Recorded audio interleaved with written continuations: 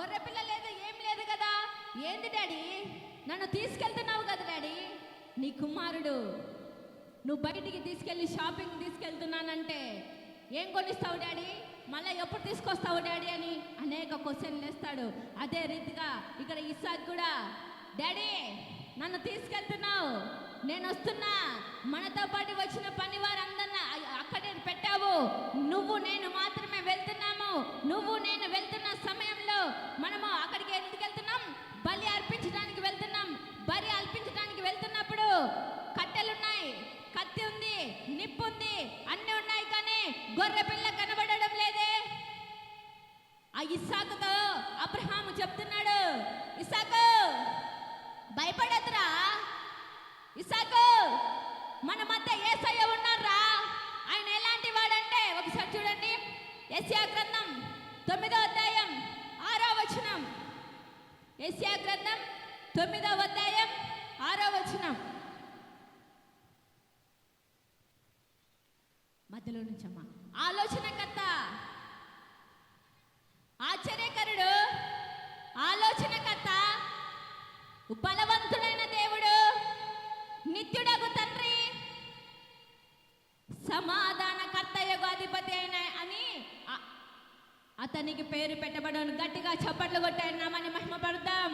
నువ్వు నేను ఆరాధిస్తున్న దేవుడు ఒక ఆశ్చర్యకరుడు, ఆలోచనకర్త, నిత్యుడగు తండ్రి, సమాధానకర్త అని ఆయనకు పేరు పెట్టబడును.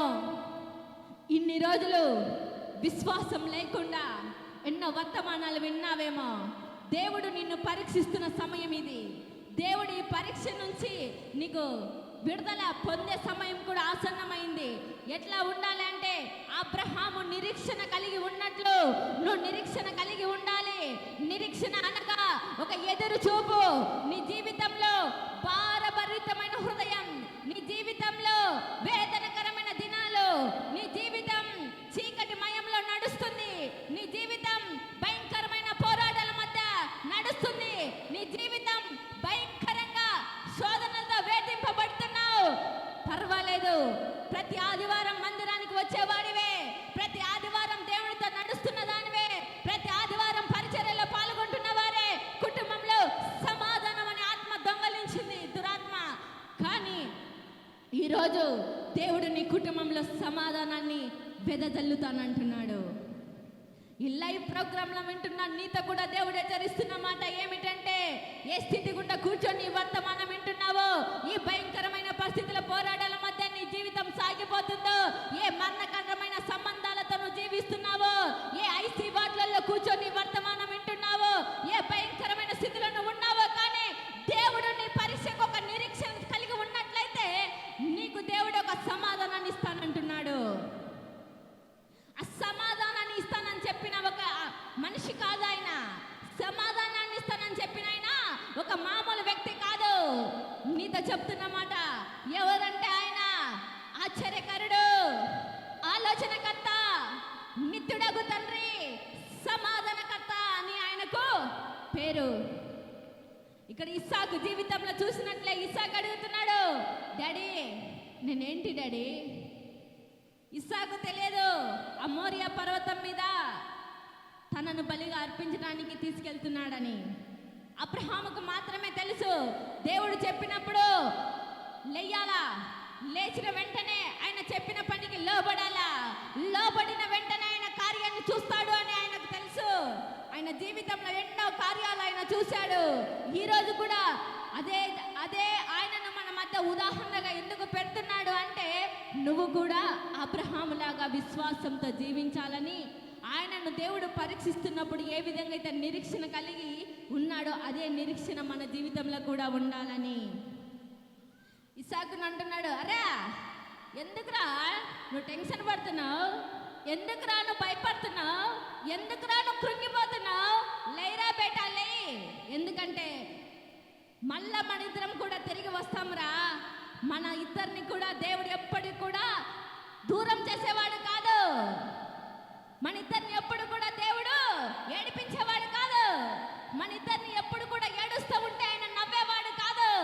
ఆయన ఎలాంటి వాడంటే, నువ్వు ఏడుస్తుంటే రామా ఎందుకు ఏడుస్తున్నావు, రాయా నువ్వు ఎందుకు ఏడుస్తున్నావు? నీ దుఃఖ దినాల్లో సమాధి చేయటానికే నేను వచ్చాను, నీ కోట గోడలను మళ్ళీ నేను కట్టడానికే నేను వచ్చానని చెప్పే దేవుడు రామన్న దేవుడు అని ఇస్సాకుకు చెప్తున్నాడు.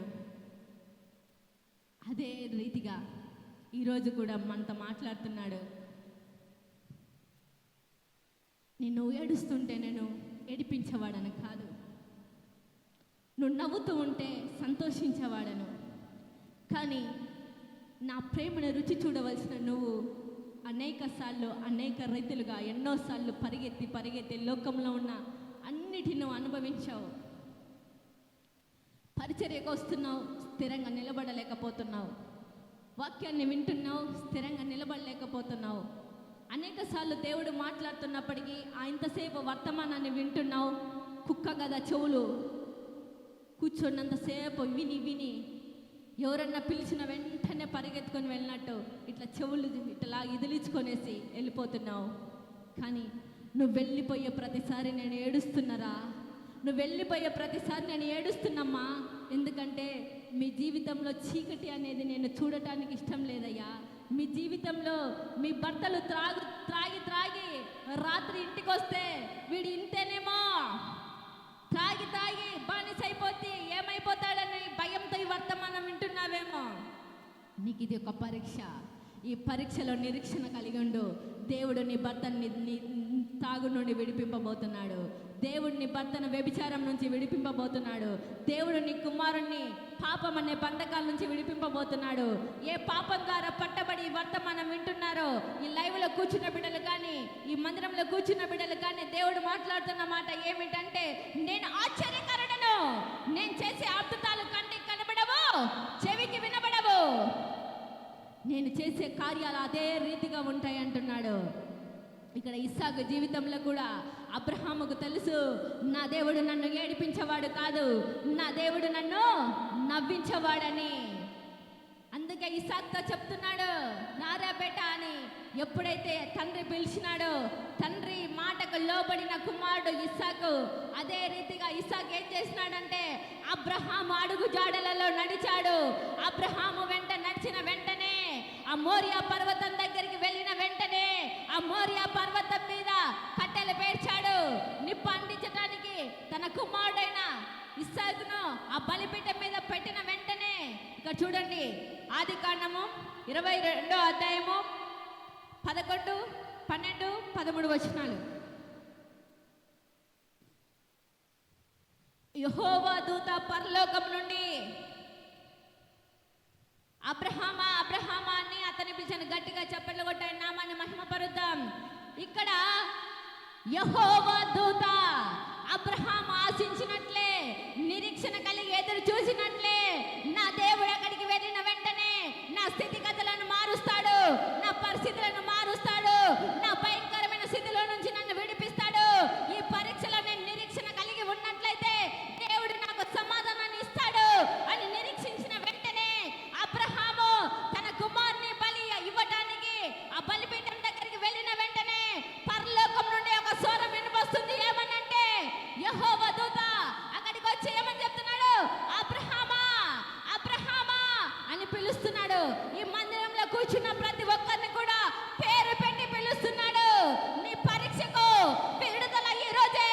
నీ పరీక్షలో ఇన్ని రోజులు నిరీక్షణ కోల్పోయినావు, నీ పరీక్షలో సమాధానాన్ని కోల్పోయినావు, నీ పరీక్షలో భయంకరమైన పోరాటాలలో ఉన్నప్పటికీ కూడా నేను పరీక్షిస్తున్నానని నువ్వు ఆ స్థితిని కనుక్కోలేకపోయినావు. ఈ రోజు నీ పరీక్షకు నిరీక్షణ కలిగి ఉండు. నేను అబ్రహాము నువ్వు ఆశీర్వదించిన దేవుడను, నిన్ను కూడా ఆశీర్వదించబోతున్నాను అంటున్నాడు. కాబట్టి ఇక్కడ అబ్రహామా అబ్రహామా అని పిలిచిన వెంటనే అబ్రహాం ఏం చేశాడు, చిత్తము ప్రభు అన్నాడు. నువ్వు ఎవరివైనా కావచ్చు, నా పేరు తెలుసా యేసయ్య కానీ నువ్వు అడగొచ్చు, నా కుటుంబంలో నన్ను మా పిల్లల పేర్లు తెలుసా యేసయ్య కనొచ్చు, కానీ మన పేర్లు ఒకటే కాదు, కానీ మన స్థితిగతులు చెప్పేవాడు మన దేవుడు. మన పేర్లు ఒక్కటే తెలుసా, దేవుడు నన్ను పిలుస్తాడా, దేవుడు నాతో మాట్లాడతాడా, దేవుడు నేను పాపిని కదా, భయంకరమైన సీక్రెట్లకు బానిసైపోయాను కదా, భయంకర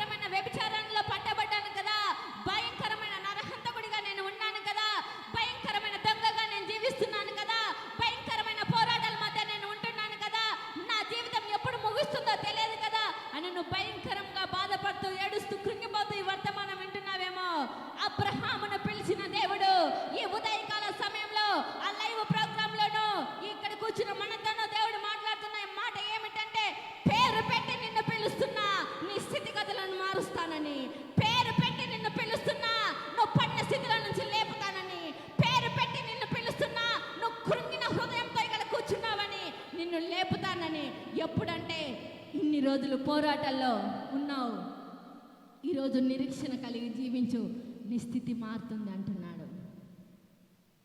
కాబట్టి అబ్రహామును పిలిచినాడు. ఏమనంటే, అబ్రహామా అబ్రహామా అని పిలవగా, చిత్తము ప్రభువా నేను.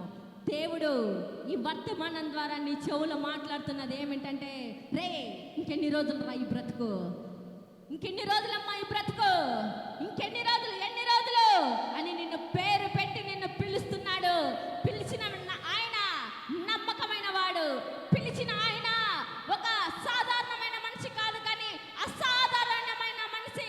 ఆయన నిన్ను పిలుస్తున్నాడు. కాబట్టి నువ్వు కూడా ప్రభా, చిత్తం ప్రభా, ప్రభా ఈ వర్తమానం ద్వారా నాతో మాట్లాడుతున్నావయ్యా, నేను నీకు లోబడతానయ్యా. ప్రభా ఈ వర్తమానం ద్వారా నాతో మాట్లాడుతున్నావు ప్రభా, నేను కూడా నీ నడకలో అబ్రహాము జీవించినట్లు నేను కూడా జీవించడానికి ఇష్టం కలిగి ఉంటానయ్యా. ఈ వర్తమానం ద్వారా నాతో మాట్లాడుతున్నావు ప్రభా, నీ పని కంటే నాకేది ముఖ్యం కాదయ్యా అనే విశ్వాసం కలిగి ఉండాలా. అబ్రహాము చిత్తం ప్రభు అన్నాడు. దేవుడిచ్చే కార్యాన్ని చూశాడు. మన జీవితంలో కూడా సంవత్సరాల తరబడి, ఎన్నో రోజులుగా మన జీవితంలో ఎన్నో బంధకాలు, పోరాటాలు ఎన్నెన్నో ఉంటాయి. కానీ ఎందుకు అవి పొందుకోలేకపోతున్నామంటే, అబ్రహాము చేసినట్లు చిత్తం ప్రభు అని మనం లోబడలేకపోతున్నాం. చిత్తం ప్రభు అని మన జీవితాన్ని ఆయన చేతిలో పెట్టలేకపోతున్నాం. మన యొక్క జీవితాన్ని ఆయన చేతిలో మనం పెట్టినట్టయితే ఆయన చేసే కార్యాన్ని మనము కళ్ళారా చూస్తాం. చిత్తం ప్రభు అని అబ్రహాము తన జీవితాన్ని ఎవరికి అప్పగించారు? యేసయ్యకి అప్పగించాడు.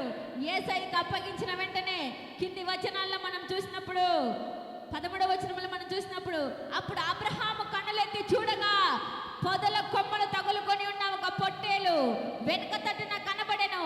అబ్రహాము వెళ్ళి ఆ పొట్టేలను పట్టుకొని తమ కుమారునికి మారుగా పెట్టి దహన బలి అర్పించను. గట్టిగా చప్పట్లు కొట్టి ఆయన నామాన్ని మహిమపరుద్దాం. ఇంతసేపు ఏమి కనబడింది? ఆ పొదలు మాత్రమే కనబడ్డాయి. ఇంతసేపు అక్కడ ఏమున్నాయి? ఏమి కనపడాలా? అబ్రహాము, ఇస్సాకు అక్కడ మాత్రమే కనబడ్డాడు. కానీ ఎప్పుడైతే దేవుని స్వరం అబ్రహామును దర్శించిందో, ఎప్పుడైతే దేవుని కృప అబ్రహాం మీద పడిందో, ఎప్పుడైతే దేవుని కనుదృష్టి అబ్రహాం మీద పడిందో, వెంటనే ఆ మల్ల పొదలలో, ఆ గచ్చ పొదలలో ఏమి కనబడిందంటే, ఒక గొర్రె పిల్లను దేవుడు ఏమి ఉంచాడు.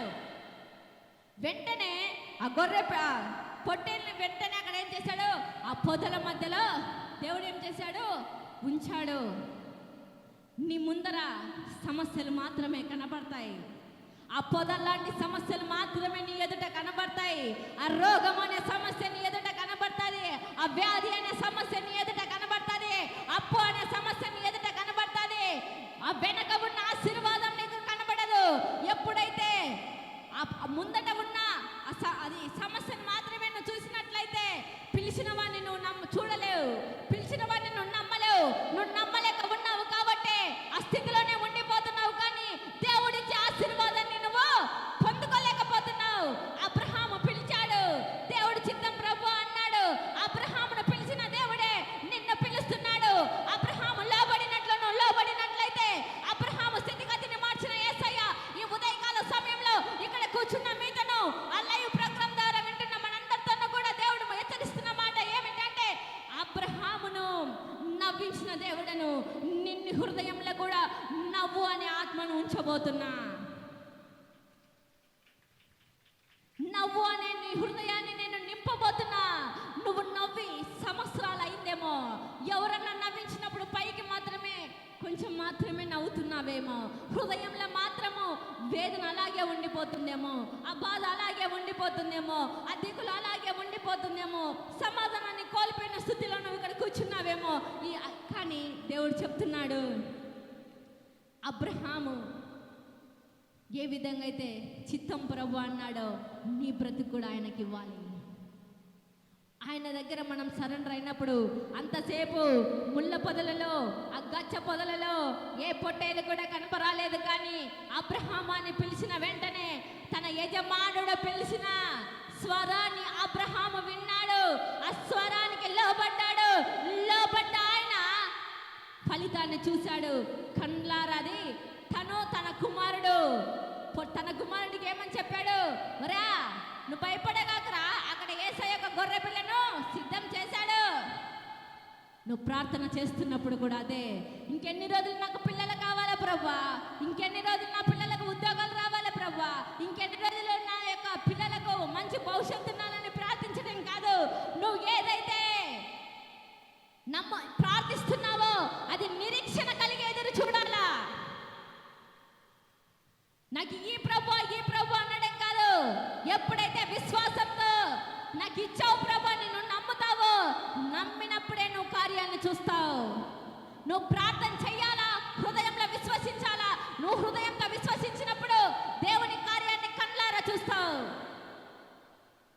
ఊరికే ప్రార్థించిన వెంటనే ఆ దైవ సేవకులు కనిపించినప్పుడు ఆ దైవ సేవకుల దగ్గరికి వెళ్ళి ప్రార్థించుకోవడం, ఇక్కడ ఎవరైనా కనిపించినప్పుడు ఇక్కడ ప్రార్థించుకోవడం, బయట ఎవరైనా దర్శనాలకు కళలు చెప్తారంటే అక్కడికి వెళ్ళడం, ఎక్కడికెక్కడికో పరిగెత్తడం కాదు. కానీ స్థిరమైన పాదాలు ఒక సంఘంలో మోపే బిడ్డలుగా ఉండాలా. నువ్వు ఎక్కడికెక్కడికి వెళ్ళినా కూడా అక్కడ ఉన్న దేవుడే ఇక్కడ ఉన్నాడు, ఇక్కడ ఉన్న దేవుడే అక్కడ ఉన్నాడు.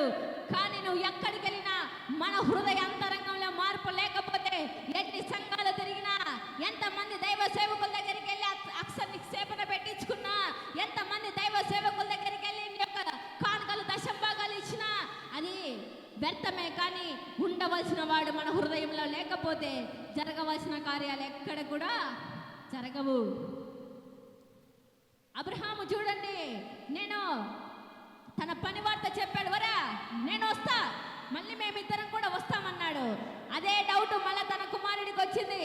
అరే డాడీ, నన్ను తీసుకెళ్తున్నావు కదా, ఏంటి డాడీ అంటే, అరే అక్కడ గొర్రె పిల్లని దేవుడు సిద్ధపరిచారా, మళ్ళీ తిరిగి వస్తాంరా మనం అన్నాడు. విశ్వసించినట్టే కార్యాన్ని చూశాడు. మన దేవుడు ఎలాంటి వాడంటే ఆశ్చర్యకరుడు, ఆలోచనకర్త, నిత్యుడగు తండ్రి, సమాధానకర్త అని ఆయనకు పేరు.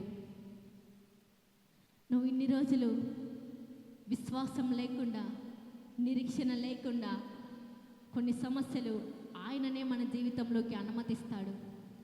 అనుమతించినప్పుడు ఆ పరీక్షలో మనం ఏం కలిగి ఉండాలంటే, ఇప్పుడు అబ్రహాము జీవితంలో దేవుడే ఆయనకేం చేశాడు? నేను 75 సంవత్సరాలుగా అబ్రహామును దేవుడు సేవకు పిలిచినప్పుడు, 100 సంవత్సరాల వయసులో దేవుడు ఆమె శార గర్భాన్ని తెరిచినప్పుడు ఒక్కడే ఒక కుమారుడు కదా, అల్లారు ముద్దుగా చూసుకుంటున్నారు కదా, ఈ కుమారుని నాకు బలి ఇస్తాడా ఇయ్యడా అని చెప్పి దేవుడు ఏం చేశాడు? ఆయనను పరీక్షించాడు. కొన్నిసార్లు మన జీవితంలో ఒక సమస్య నిమిత్తం ఎన్నోసార్లు ప్రార్థన చేస్తుంటాం, కానీ ఆ సమస్యకు వెంటనే జవాబు రాదు. కొన్నిసార్లు ఆ సమస్యకు జవాబు రానప్పుడు ఎన్నో రోజులుగా బాధపడుతుంటావు. అయ్యా, నేను వారం ప్రార్థనకు వస్తున్నా కదా, నా జీవితంలో ఎందుకు ప్రభువా ఈ సమస్య ఈ రీతిగా ఆగిపోతుంది, ఏంది ప్రభువా అని అనేక సార్లు భయపడుతుంటావు, కృంగిపోతుంటావు. కానీ ఆ సమస్యను వెంటనే తీసివేస్తే ఏం జరుగుతుందో దేవునికి తెలుసు. కొంచెం నిదానంగా సమస్య నుంచి విడుదల ఇస్తే ఏం జరుగుతుందో దేవునికి తెలుసు. నీ హృదయాంతరంగంలో ఉన్న బాధ ఆయనకు తెలుసు. నిన్ను ఏ స్థితిలో ఎప్పుడు చేయాలో ఆయనకు తెలుసు. కానీ ఆ సమస్యను మన జీవితంలో ఉన్నప్పుడు దాని ద్వారా తెలియని మర్మాలు మనం నేర్చుకుంటాం. గట్టిగా చప్పట్లు కొట్టి ఆయన మన మహిమపరుద్దాం. తెలియని రీతిగా ఆ మర్మాలు మనము అనుభవిస్తాం. ఆ తెలియని రీతిగా ఆ మర్మాలు అనుభవించడమే కాదు, కానీ ప్రార్థనలో ఎదుగుతాం, దేవునికి దగ్గరైతాం, ఆయన ఇచ్చే కృప మనము పొందుకుంటాం. సమస్య వస్తుంది కదా, దేవుడు వెంట ఈరోజు ప్రార్థన చేస్తే రేపటికే రోగం పోవాలంటారు, ఈరోజు ప్రార్థన చేస్తే ఎల్లుండికే రోగం పోవాలంటారు. రోగం పోవాలి అనేది కాదు, కానీ దేవుడు ఎందుకు నాకు ఇంకా ఇంతవరకు ఇది పెట్టినాడు, ఎందుకు నా జీవితంలో ఇది పెట్టినాడు, ఒకవేళ నేను దీని నుంచి తీసేస్తే నేను యేసయ్యకు దగ్గర కాలేక దూరం అవుతానేమో, దేవునికి అన్నీ తెలుసు కదా అని మనం ఆలోచించే జ్ఞానంలోకి మనం రావాలి. చాలా రోజులుగా, చాలా సంవత్సరాలుగా మ్యారేజ్ అయిన ఉంటారు, వాళ్ళ మధ్యలో చాలా రోజులుగా గొడవలు జరుగుతూ ఉంటాయి. వివాహ బంధంలో ఆప్యాయత ఉండదు, వివాహ బంధంలో ప్రేమ అనేది ఉండదు, వివాహ బంధంలో ఎన్నో పోరాటాలు అనేవి ఉంటాయి. ఒకసారి ఉన్న మైండ్ సెట్ ఒకసారి లేకుండా ఇరువురిలో ఎవరికొకరికి గొడవలు పెడుతూ ఉంటుంది. ఏంటి ప్రభువా నా జీవితము, ఏంటేసయ్యా నా జీవితం అని మోకాల్లోకి దేవుని దగ్గర ప్రార్థించినప్పుడు జరిగేది చూపిస్తాడు, జరగబోయేది చూపిస్తాడు, నువ్వు నడవలసిన మార్గాన్ని నీకు చూపిస్తాడు, నువ్వు వెళ్ళే ప్రతి చోట ఆయనకు నడిపిస్తాడు. అంతేకాని ఏంటయ్యా నా జీవితం ఇలా అయిపోయింది, ఏంటి ప్రభా, ఆ సమస్య దేవుడే నిన్ను పరీక్షిస్తున్నాడని గ్రహించవచ్చు కదా. ఆ సమస్య ద్వారా ఈ బిడ్డ నాలో ఉంటుందా లేకుంటే పడిపోతుందా అని దేవుడు నిన్ను పరీక్షిస్తున్నాడని నువ్వు ఆలోచించుకోవచ్చు కదా. దేవుడు పరీక్షించిన సమయము అయిపోయిన తర్వాత నువ్వు ఎలా మార్చబడతావంటే ఒక సువర్ణం వలె మార్చబడతావు. మీ ఇద్దరి మధ్య ఆప్యాయత అలాగే ఉన్నట్లయితే దేవునికి స్తోత్రం. కొన్ని కుటుంబాలలో ఆప్యాయత కరువైన కుటుంబాలు ఉన్నాయి. కొన్ని కుటుంబాలలో పైకి మాత్రం ఎవరన్నా వచ్చినప్పుడు భలే నవ్వుతారు, అంతా వాళ్ళు బయటికి వెళ్ళిన వెంటనే వారి జీవితంలో చీకటి. ఆ మూలకొకరు, ఈ మూలకొకరు, ఈ రూమ్లో ఒకరు, ఆ రూమ్లో ఒకరు, భయంకరమైన పరిస్థితుల్లో పోరాటాలలో వారు జీవిస్తూ ఉంటారు. వారిని చూసి వారి యొక్క పిల్లలు ఏడుస్తూ ఉంటారు.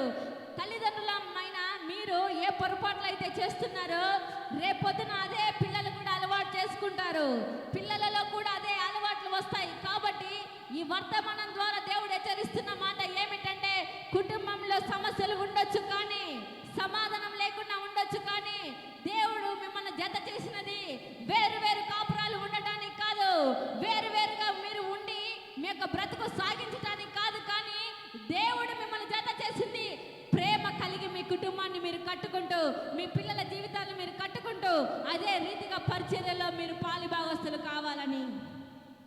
గట్టిగా చప్పట్లు కొట్టి ఆయన నామాన్ని మహిమపరుద్దాం.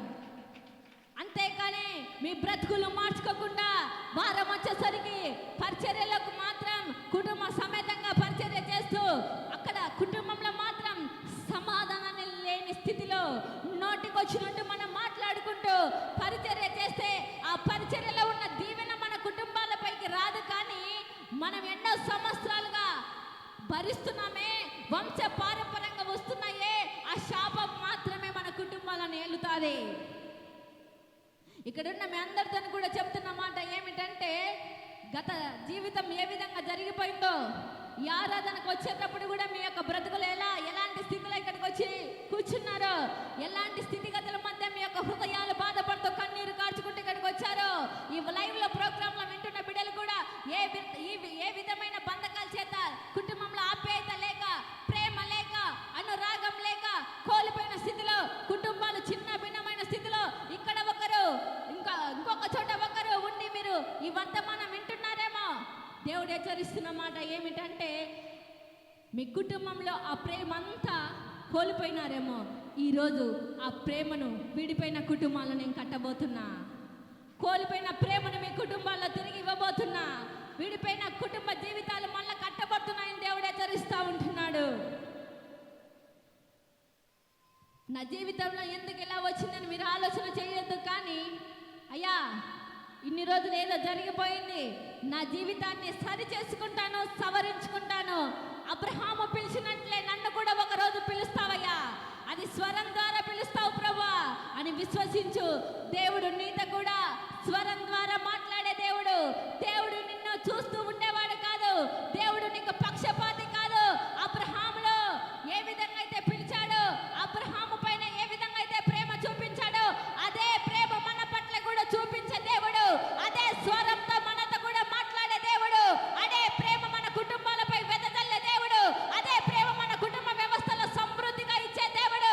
ఏ ఆదరణ కోల్పోయి, ఏ నెమ్మదిని కోల్పోయి, ఏ ఆప్యాయత కోల్పోయి కుటుంబంలో ఈ బ్రతకడం కంటే చచ్చేది మేలు అని నువ్వు జీవిస్తున్నావేమో, ఆ చావు అనే దయ్యాన్ని దూరపరిచి ప్రేమ అనే అనురాగాన్ని మీ కుటుంబంలో దేవుడు నింపబోతున్నాడు.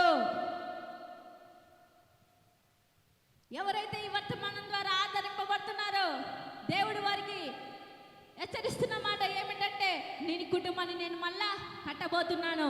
ఇక్కడ వర్తమానంలో మనం చూసినట్లయితే దేవుడు అబ్రహామును పరీక్షించాడు. పరీక్షలలో అబ్రహాము పరిశీలించినప్పుడు నిరీక్షణ కలిగి ఉన్నాడు. నీవు కూడా వస్తున్న కుటుంబంలో సమస్యలను బట్టి, వస్తున్న పోరాటాలను బట్టి ఎదురు చూపు కలిగి నిరీక్షణ కలిగి ఉండు. అంతేకాని నీ జీవితాన్ని అతలకుతలంగా చేసుకోవడానికి నువ్వు ఇష్టపడకు.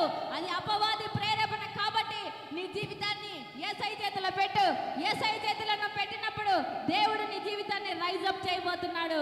దేవుడు నీ జీవితాన్ని బండ పైన కట్టబడ్డ ఇల్లు లాగా చేయబోతున్నాడు. కానీ ఇసుక పైన కట్టబడ్డ ఇల్లు లాగా నిన్ను చెయ్యలా. ఎందుకంటే బండ పైన కట్టబడిన ఇల్లు ఏ విధంగా ఉంటుందంటే గాలి వచ్చినా, వరదలు వచ్చినా, తుఫాను వచ్చినా అది ఎప్పటికి కూడా పడిపోదు, స్థిరంగా నిలబడుతుంది. ఇసుక పైన కట్టబడిన ఇల్లు ఎలా ఉంటుందంటే ఒక్కసారి వాన వచ్చినా, వరదలు వచ్చినా వెంటనే దోబుమని పడిపోతుంది.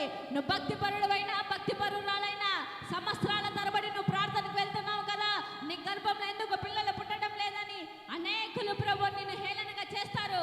అనేకులు ప్రభునామాన్ని దూషిస్తారు. ఎందుకు ఎన్నో రోజులుగా నువ్వు ప్రార్థనకు వెళ్తున్నావు కదా, ప్రార్థనలో నీకు అప్పులు దేవుడు తీర్చలేదా? ఎన్నో రోజులుగా నువ్వు ప్రార్థనకు వెళ్తున్నావు కదా, రోగాలు పోవడం లేదా అని నిన్ను అనేక సార్లు దేవుడి నామాన్ని వ్యర్థంగా అట్లా మాట్లాడి ఉండొచ్చు. కానీ నువ్వు ఇసుక పైన కట్టబడినప్పుడు అంతే కదా, వాళ్ళు మాట్లాడుతున్నారు కదా, వాళ్ళు మాట్లాడుతున్నది నిజమే కదా. ఓయమ్మో, నేను ఎన్నో రోజులుగా ప్రార్థనకి వెళ్తున్నానే, ఎన్నో రోజులుగా దేవుని మందిరానికి వెళ్తున్నానే, నా జీవితంలో కార్యం జరగలేదే అనుకున్నట్లయితే నువ్వు ఇసుక పైన కట్టబడ్డ ఇల్లే. బండ పైన కట్టబడ్డ వారు ఏ విధంగా ఉంటారు అంటే పరీక్షలో నిరీక్షణ కలిగి ఉంటారు. ఏ విధమైన నిరీక్షణ అంటే నా దేవుడు ఏదో ఒక రోజు నా గర్భాన్ని తెరుస్తాడు, నా గర్భంలో నుంచి శిశువురాలను బయటికి తీసుకొస్తాడు, నా దేవుడు నా కుటుంబాన్ని చక్కబెడతాడు, నా దేవుడు నా కుటుంబ వ్యవస్థలో మార్పు ఇస్తాడు, నా దేవుడు నా కుటుంబాన్ని ఒక రీతిలో ఉంచుతాడు, నా దేవుడు పడిన స్థితిలో నుంచి నన్ను లేపుతాడు. అట్లా విశ్వాసంగా ఉన్నది ఎవరంటే బండ పైన కట్టబడ్డ వాళ్ళు. అబ్రహాము బండ పైన తన జీవితాన్ని కట్టుకున్నాడు కాబట్టే పరీక్ష జీవితంలో నిరీక్షణ కలిగి ఉన్నాడు. ఆ పొదల మధ్య గొర్రెపిల్ల కనిపించలే. ఎప్పుడు అబ్రహాము ఇస్సాకు ఉన్నప్పుడు దేవుని స్వరం వినిన వెంటనే అబ్రహాముకు పొదల మధ్యలో ఏం కనిపించింది? గొర్రెపిల్ల కనిపించింది. నువ్వు కూడా దేవుని స్వరాన్ని వింటేనే కార్యాలు జరుగుతాయి. అపవాది స్వరాన్ని నువ్వు విన్నట్లయితే కార్యాలు జరగవు. అబ్రహాము కళ్ళారా చూస్తున్నాడు కాబట్టి మనల్ని కూడా దేవుడు కళ్ళారా చూడమని చెప్తున్నాడు. అయ్యా, నేను చూడటానికి ఇష్టం కలిగి ఉన్నాను అన్నలకు దేవుడు ఒక వాగ్దానకారంగా ప్రవచనకరమైన వర్తమానాన్ని అందిస్తున్నాడు. యెషయా 14:27 వచనము. యెషయా 14:27 వచనము. అందరూ కూడా గుర్తు పెట్టుకోండి. ఈ లైవ్ ప్రోగ్రామ్ లో చూస్తున్న బిడ్డలు, ఇక్కడ కూర్చొని వింటున్న బిడ్డలు అందరి కూడా ఒక హృదయం దేవుడు ప్రవచనాత్మకమైన వర్తమానం ఏమిటంటే సైన్యములకు అధిపతి యెహోవా దానిని నియమించి ఉన్నాడు, దానిని రద్దుపరచగలవాడెవడు? బాహువు చాచిన వాడు ఆయనే, దాన్ని త్రిప్పగలవాడు ఎవడు? గట్టిగా చప్పట్లు కొట్టి ఆయన నామాన్ని మహిమపరుద్దాం. ఈ ప్రోగ్రాం ఇక్కడ కూర్చొని వింటున్న బిడ్డలు కావచ్చు, ఈ వర్తమానం ద్వారా కూర్చొని వింటున్న బిడ్డలు కావచ్చు, నీకు దేవుడు ఒక పరిచర్య అప్పగించాడేమో, దేవుడు నీకు ఒక కుటుంబాన్ని అప్పగించాడేమో, దేవుడు నీకు ఏదైతే అప్పగించాడో దాన్ని చేయలేక కృంగిపోతూ అయ్యా ఏంటి నా జీవితం, ఏంటి నా బ్రతుకు, ఏంటి నా పరిస్థితి అని నువ్వు ఆలోచించుకుంటూ ఇక్కడ కూర్చున్నావేమో, ఈ వర్తమానం ద్వారా వింటున్నావేమో. సైన్యములకు అధిపతి యెహోవా సెలవిస్తున్నాడు, బాహువు చాచిన వాడను నేనే, దాన్ని చేయగలిగిన వాడను నేనే, దాన్ని త్రిప్పే ధైర్యం ఎవ్వరికి కూడా లేదు అంటున్నాడు. దేవుడు నీ కుటుంబాన్ని ఈరోజు కట్టబోతున్నాడు కాబట్టి పరీక్షల నిరీక్షణ కలిగి ఉండు. ఆయన నీ కుటుంబం వైపు తన చేతిని చాచి ఉంచాడు. ఆయన మీ యొక్క పరిచర్య వైపు తన చేతిని చాచి ఉంచాడు. మీ వ్యక్తిగత జీవితాల మధ్య ఆయన తన చేతిని చాచి ఉంచాడు. ఆయన కార్యాన్ని చేయగా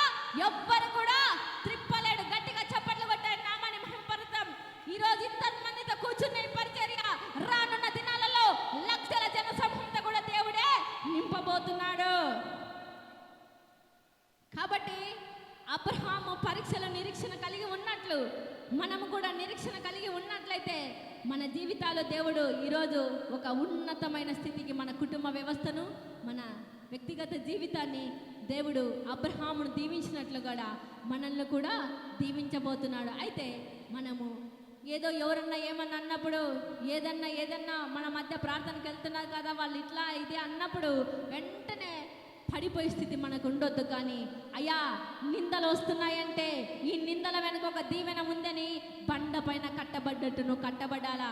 ఇక్కడ ఉన్న మా జీవితంలో ఎన్ని నిందలు, ఎన్ని పోరాటాలు, ఎన్ని అవమానాలు, చెయ్యని తప్పులు మా మీద చేసిన తప్పు చేయకుండా కానీ ఎన్నో పోరాటాలు, ఏదో కళ్ళతో చూసినట్లు అక్కడ అది జరిగింది, ఇక్కడ ఇది జరిగింది, వాళ్ళ పరిచర్య ఇట్లా, అది ఎన్నో అవమానాలు. ఫస్ట్ నాకు అర్థమయ్యేది కాదు. చాలాసార్లు దేవుని దగ్గర నేను గోజాడేదాన్ని, ప్రభువా పరిచర్య ఇచ్చింది మొదలు ఈ రోజు వరకు ఎన్నో నిందలు వస్తున్నాయ్యా, ఎన్నో అవమానాలు వస్తున్నాయ్యా, సమస్తము కూడా నీకు తెలుసు, జరగనివి జరగకుండా కానీ చెప్పడము, ఎంతమంది అయితే చెప్తున్నారో సమస్తాన్ని చూస్తున్న దేవుడవయ్యా అని నేను చాలాసార్లు దేవుని దగ్గర ఏడ్చినప్పుడు దేవుడు చెప్పేవాడు, ఈ స్థితి నీకు ఇచ్చినానంటే, ఈ పరిస్థితికి నువ్వు వెళ్తున్నావంటే ఈ స్థితి ఇక ముందట నీ కళ్ళకు కనబడదు, కానీ నీ కళ్ళ ఎదుట ఈ స్థితి ఉన్న వారిని ఓదార్చటానికే. దేవునికి స్తోత్రం. ఇలాగ బాధపడుతున్న వారికి ఈ వర్తమానాన్ని వారికి అందించడానికే అని చెప్పాడు.